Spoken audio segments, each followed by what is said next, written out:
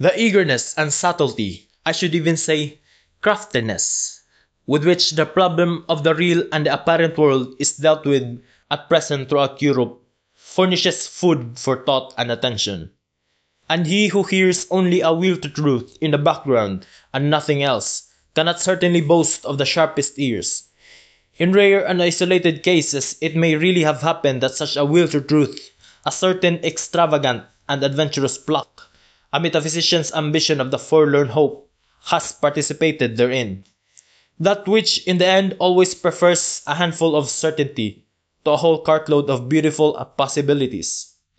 There may even be puritanical fanatics of conscience who prefer to put their last trust in a sure nothing rather than in an uncertain something. But that is nihilism, and the sign of a despairing, mortally wearied soul, notwithstanding the courageous bearing such a virtue may display.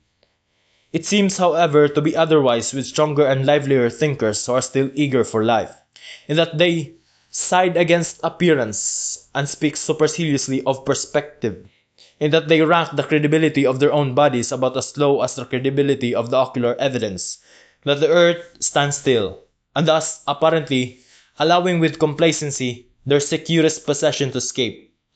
For what does one at present believe in more firmly than in one's body?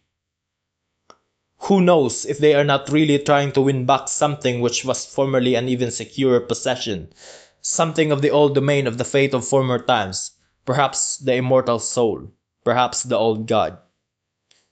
In short, ideas by which they could live better, that is to say, more vigorously and more joyously than by modern ideas. There is distrust of these modern ideas in this mode of looking at things, a disbelief in all that has been constructed yesterday and today.